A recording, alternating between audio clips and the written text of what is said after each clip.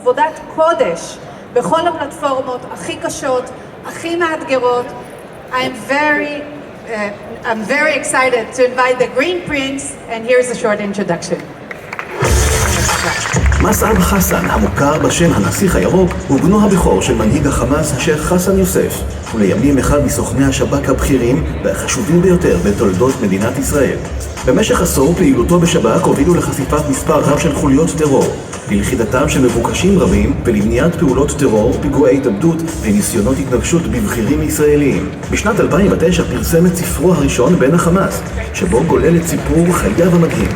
הספר תורגם לשפות רבות והפך מיד לרב מכר שאף עובד בסרט התעודה המצליח הנסיך הירוק. We had the right to make the other side feel our pain. בשנת 2022 פרסם את ספרו השני המסע אל החופש, שבו הוא משתף במסעו הכואב אל החירות. People are in denial of the truth that Israel is not targeting civilians on a purpose. This is what Hamas did on October 7. מסעב חסן הוא מרצה ומרואיין מבוקש ברחבי העולם, וסיפורו ממשיך לרתק מיליוני קוראים וצופים בעולם. מאז ה-7 באוקטובר מסייע מסעב בהסברה לטובת ישראל, ואף הצטרף למערך ההסברה הלאומי לקמפיין הישראלי.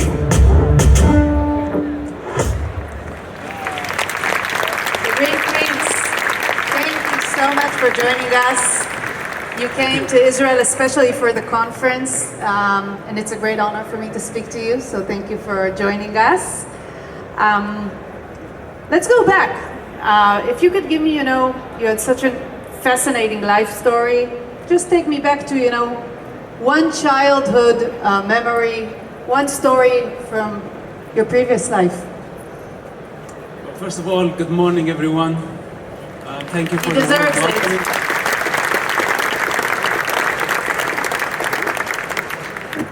There are many things, many memories of my childhood, and I cannot cover all of them at the same time. And I want to try to stay relevant to your event on a, let's say, positive memory of me as a child.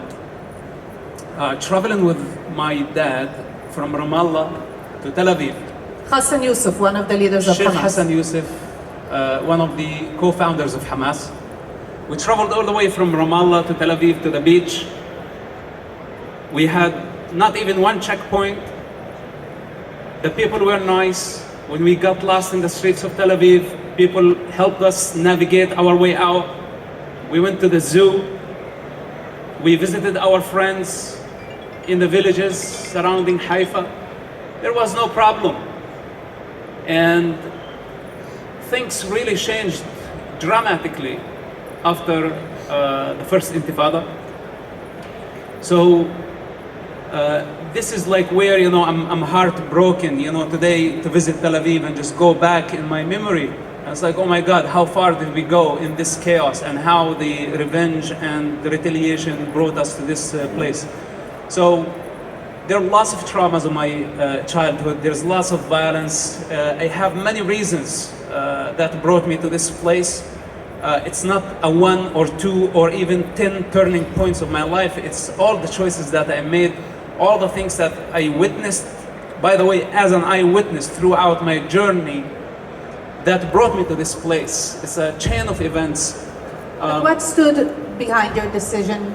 What was the most important to you when you decided to switch sides and start working with Israel? What was your main motive? There is no such thing as main motive, as much as there are personal reasons. When people want you to cease to exist and you have to fight for your life, your entire life since your childhood, you have a different mentality than the rest of the people.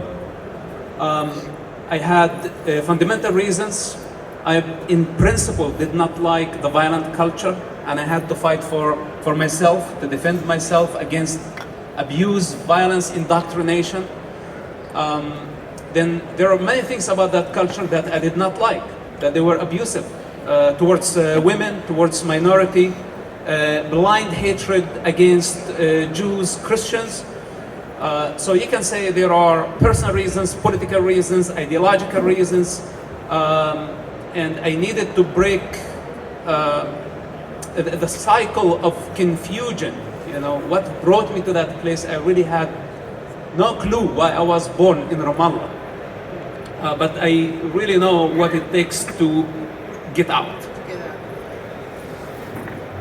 Tell me what you had in mind on October 7th.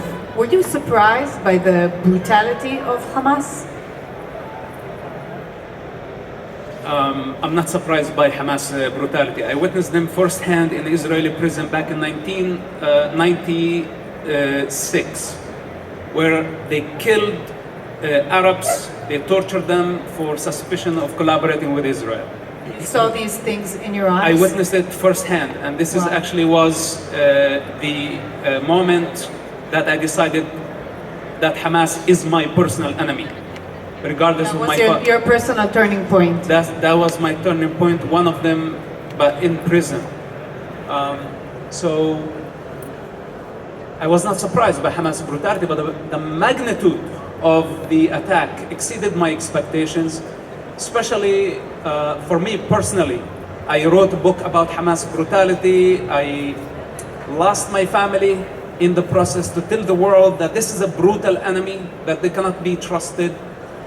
I warned the Israeli intelligence of Hamas taking over Gaza before they took over Gaza. And Did you get any response? Did anything? Did they had anyone do just- something about it? the honest truth, I'm sure they have representatives here. They had a busy day at office, and after that, everybody moved on.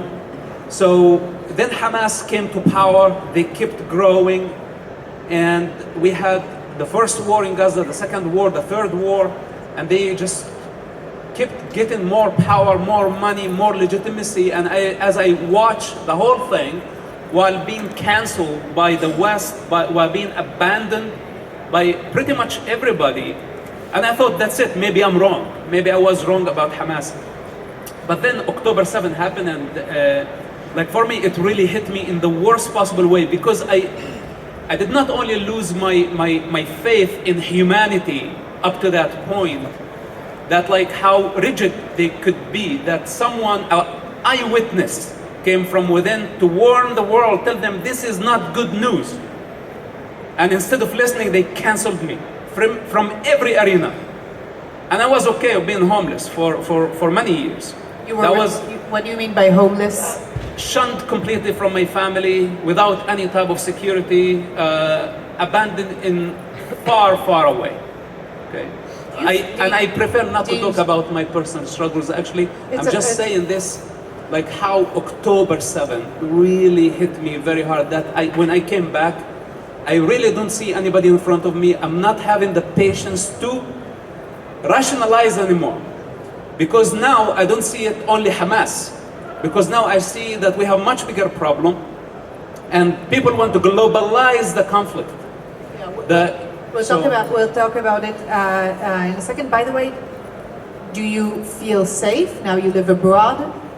Can you say now that you're already free, and you really started a new life, or is it still haunting you? Well, it looks like I have lots of anger inside me, so how can I be free? For me, I'm not afraid of death. I had near-death experience where I was gone for a long period of time. It was detected by the doctors. I know what's on the other side, and it's my absolute freedom. So whatever, whenever is going to happen, I welcome it. Death is not my enemy, is my friend. You feel home with the life you've lived so far, and you've already did many important things, and one of them is the work you do nowadays when you're advocating for Israel. I think you're one of the most effective speakers Israel has in the public and in the international media. Can you tell us a bit about this experience? First of all, do you feel that Israel is running out of credit? Is there a change in the way this conflict is perceived from October 7th till today? Look, we live in a cruel world. It's so twisted that I cannot understand it completely. That's why from the beginning I tried to rationalize with the people, and I thought now, after seeing the atrocities of October 7, they may realize that what just happened was a genocide. But instead of seeing the atrocity, the tragedy of what Hamas did, that first they ethnically cleansed some 20 communities based on their religion and culture. Then they took their own children as human shields. Then they took the hostages. In other words, Hamas' strategy was to hit Israel very hard on October 7 and expect from Israel to surrender on October 8th because they had the hostages. They knew that Israel would be delegitimized globally. So this is their game. But instead of democracies around the globe actually understand Hamas' tactic, and They're next, that they might be next. no, at least to realize that this was originally Hamas' tactic to delegitimize Israel globally, to bring Israel to a very dirty war, because Israel would be held accountable. How come you say you are a democracy? What you're doing in Gaza? So they booby-trapped the whole Gaza Strip. They took their own people, their own children as human shields for propaganda. In the morning, they killed Jewish children for revenge. In the evening, they killed their own children for propaganda. Doesn't get worse than this. Do you think that they fake attacks and blame Israel for them? First of all, they are responsible for lots of death that's happening in Gaza because they have booby traps all over the place. How do I know the difference who killed actually the civilians in Gaza? How would I know the difference? Then they faked photos. They used from other disasters, and the social media spread their propaganda. So this brings us back to the point, on the global level, people don't have the power to discern truth from falsehood. There are hundreds of millions of Muslims, of Arabs around the world who actually connect to the Al-Aqsa Mosque as a holy site. They connect to Palestine as an Islamic entity. Hence, they propagate. And when you have hundreds of millions of people writing and tweeting, and you are But I'm not outnumbered. referring to the Muslims. I'm talking about the democracies. What's the issue here? Is it like poor PR that Israel is doing, or is it anti-Semitism? How do you explain the bad coverage that Israel is receiving, not only in the last few weeks when we already started the Rafah operation, but almost from day one? How do you explain it? And I saw you handling some really stupid questions lately. It's not only handling the stupid questions, handling stupidity, period. And the people, look, it's not coincidental that many people go and say, I am Palestine or Palestinian, free Palestine, etc. It's, I think, the victim mentality. The victim mentality that is waiting for help to come from the outside. And this is what really that defines Palestinian. Even though Palestine is a colonial entity, the world goes and say, Israel is the colonizer. We tell them, no, Palestine is the colonizer. Because they are not the ones who actually working towards developing the land, integrating. You mean it needs to Moving be on. earned? It needs to be earned. Of course, to move on, this does not come from free. People have to work hard in order to build it.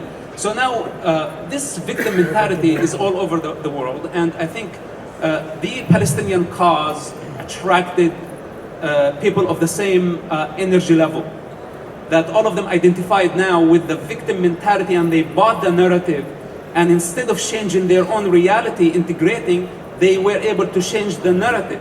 So instead of Israel being under the attack, the victim of a genocide, suddenly Israel became committing genocide against the people of Gaza. And worse than this, the hostages became colonizers. So in principle, you see a humanitarian situation here. It's very clear, it's obvious. We have a 1-year-old infant in Hamas captivity. And the world fails to see that this is humanity. Instead of saying free the hostages, they went on saying free Palestine, an ideology, a concept. It's total insanity. I saw you got so mad. I think there's one reporter that she didn't get out of her house like since your conversation. since you were so mad, you told her you shouldn't even be, you're not even a human, you shouldn't be a reporter. Look, the last thing I wanted to speak harshly to a woman in public, right? But this is what they have been promoting. They have been promoting the Middle Eastern ego. They want the Middle Eastern ego to inflate, to take over. And I say, you want to see it? There it is. I can project it at you. But in general, this woman or others, they have been propagating for many years and they've been under my watch. I know what they are doing since 2017, some of them since 2014, and that's known as the BDS. This group of people are out there to delegitimize Israel systematically. They have been working on campuses with journalists, with historians, with all type of people, lawyers, and they pay them lots of money. And by the way, the Palestinian Authority is responsible for this. So it did not start since October 7. Prior to October 7, It was just set up an the opportunity. BDS was working very hard. So this woman and others, they have been working to delegitimize Israel, spreading allegations of apartheid, genocide, ethnic cleansing, colonialism, all these allegations that basically meant to make Israel's picture ugly. But in the meantime, they don't care for the Arabs who live in Palestine. Yeah, I recommend you all to watch this interview. It's really, it was something to learn from about determination when protecting your cause. Let's speak about the hostage deal. At the end of the week, another attempt was made by Israel to reach such an agreement. Do you think it's possible, or is the gap between Hamas and Israel still too wide? Look, in principle, we should not be negotiating with Hamas. At all? We should not be negotiating with the terrorists, period. Yes, in principle. So how would you deal with the hostage crisis? Okay, but this is a very sensitive issue because we should never leave anybody behind and understand the principles of the Jewish people, especially after the atrocity of October 7, that Israel has been willing to pay the price, has been willing to actually negotiate through a third party. But this mentality of Hamas is not of this world. They are prepared for the afterlife. They don't belong to this life, period. So their logic, you cannot rationalize with them. In principle, when we sit down on the table with them, we give them legitimacy.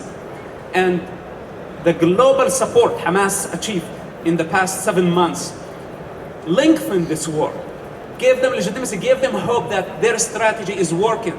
Because if the world got united to say free the hostages, what Hamas did was a genocide, is not acceptable, was a capital crime, requires a capital punishment. If the world was united, Hamas would have finished in a month, in a few weeks. But because the world gave Hamas the hope that their atrocity is a form of resistance, means that is justified. So take me in the twisted mind of Sinwar. You say that he's thinking about the afterlife. So what could be something effective? That I'm speaking about Israel. What should Israel do right now if you're saying not to negotiate with them? Send him What to would the be afterlife. effective? Yeah, but we haven't achieved that yet. We're trying. We send him where he belongs, and all the other Hamas leaders, they cannot get away with this crime they committed. It's not only a crime against Israel. People of consciousness, we cannot just watch and see Hamas storming peaceful communities, pro-peace by the way, and wipe them out. They killed animals, they burned trees, they destroyed houses, they destroyed life, every form of life. But don't you think that the hostages don't have this time until we reach Sinwar, until we reach Hamas leaders, that we need to get them out right now, especially the women, by the way. As a woman, I'm very, very worried and disturbed about the young woman that we have over there in Gaza. So don't you think that based on the alternatives, maybe negotiation is still the right path to go? Look, I wouldn't close the venue towards negotiations. You leave that. If they come to their reason, they are willing to release some of the hostages for whatever price that Israel can afford. Because Israel cannot surrender only because of the hostages. Like as precious, as important, the hostage situation, but Israel cannot kneel to Hamas, and that's Hamas' strategy. This is their psychological warfare, so we have to be aware of that. Now, we keep the door open if they are willing to compromise, but negotiations with Hamas is not going to change Hamas' fate, because Hamas' fate now is written, and it's the death penalty. Their death warrant has been issued, and even nobody, no authority on earth can reverse that. So whether they want to negotiate or not, I personally will not accept less than that. So now, how to approach Sinwar? I think we could have done the job differently, but all of us, this is a new experience. We didn't know how to handle the situation. We should have taken Rafah first. We should have closed the Philadelphia corridor first and cut all Hamas supplies. But by the way, I'm not criticizing the government. I'm saying today we know a lot more. And after they were the International Court of Justice ordered Israel to halt the operation in Rafah, you still think we should move on, even though there might be consequences for Israel? Listen, now we need a strong leadership and we need unity, because this type of courts, international courts, they don't have legitimacy, they don't have power, they don't have authority. And who gave them the authority to begin with? Who wrote the original law? And who is responsible for this law? Why am I supposed to obey? So the only thing that I think the Israeli government is compromising, they don't want to lose the global support that fast. But don't you see that we're already doing this?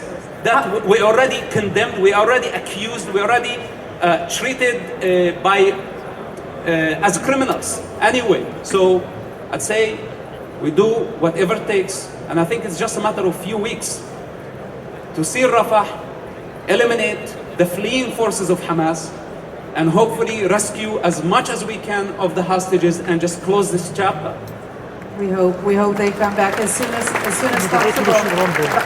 By the way, how do you think Hamas perceives the inner debate in Israel about the hostages? Because we see them trying to take advantage of it in a very manipulative and disgusting way. This is Hamas psychological warfare. As I told you, they wanted Israel to surrender on October 8th because they had the hostage card. And this did not happen. So they release videos, they know that there is division in the political views in Israel. They're counting on that. And this is why my message was to the hostage families, which I met with them in the past couple of days, and their representatives, that lift the pressure of the government, because the government does not have the hostages. So when you go and say free the hostages now or bring them home now, you need to be a little bit realistic. I know it's a slogan, but because the Israeli government does not have the hostages, and the entire tactic of Hamas is to use the family's emotional situation to pressure the government. They are hoping that the Israeli government would collapse, the Israeli society would get divided, and this is their goal. This is their ultimate goal. They think this is their victory.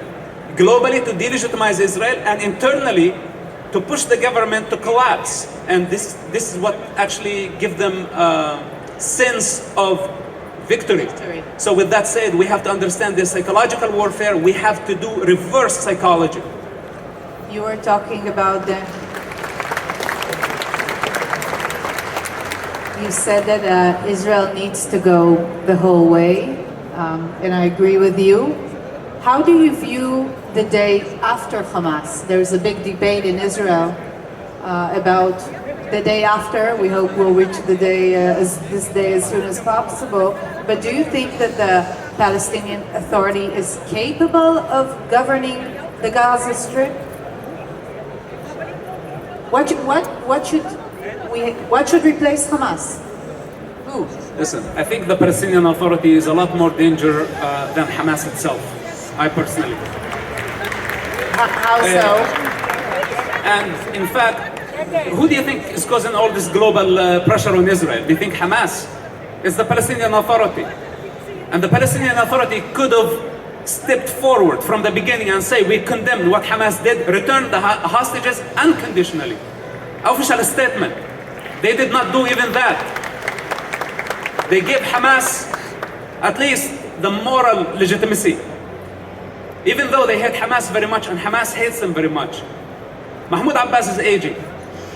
We don't have anybody to come after him. What would happen when he dies? Why are we still counting on the Palestinian Authority? I don't understand. This is outdated. It's a project that's already finished. Because we live in a world of alternatives. If it's not Hamas and not the PA, so okay. What should okay. be I tell you something. Before the PLO came to the picture and they ruined everything during the first Intifada, after Oslo, and during the second Intifada, the West Bank or Judea, Samaria, we are Arabs, we're not Palestinians. We don't need this entity, we don't need this political ideology, and this has been my fight, that I want to fight against the foundation of what's so-called Palestine, to begin with, because it's a false narrative. It's a colonial entity. So this is my global strategy, and I do it individually, even though the Israeli government doesn't like my approach, and many of the Jewish communities in the United States don't like my aggressive approach, but I have no other way. That, okay, let's go to square number one. What is Palestine? The most important question. They don't know how to answer. It's a colonial entity. It's created by the British. Palestine is not ethnic group. It was never born. Hence, it cannot be free. So, with that said, everything that is related to Palestine, and that includes the Palestinian Authority, that we need to rethink how we approach them. First of all, they should be disarmed to the minimum. No guns. Give them sticks, like in India. Okay? If they want to police, no guns. Then, who will govern? Israel? listen, this is a society governed by tribalism, by tribes. There are major tribes in the West Bank, Hamulas.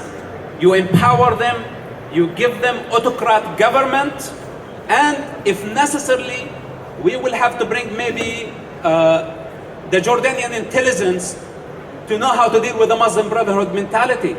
I'm not saying that this is the ideal solution, but no Palestinians should have any arms or any power.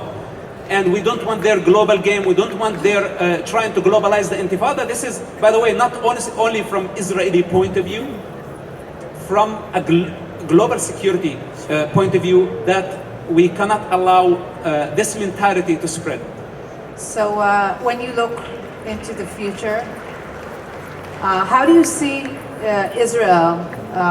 First of all, is peace possible? And how do you see the options regarding Israeli-Saudi agreement, the Abraham Accords? Will Israel succeed in being part of this region? What, we lost hope that fast? Because you were so optimistic, you know. Look, I'm very negative. I'm very negative, and I don't hide my emotions. Okay? The thing is, first of all, what is Israel? We need to realize, for me, my perspective of Israel, that is not a political entity that has political borders. This is just a fortress. It's the final defense line when the world go crazy. Israel is a blueprint. Israel is resilient to time, existed before history. And all these clowns around that's just like copy of a copy of a copy, that they lack the originality, they lack the anchoring in truth, in the 10 commandments, in the commandments of the divine, following the universal design. These people don't realize that Israel power is anchored in the truth. The chosen one is not means supremacy. It means those who are responsible for the law and for the land. Wherever they go, they have responsibility. They don't only have freedom.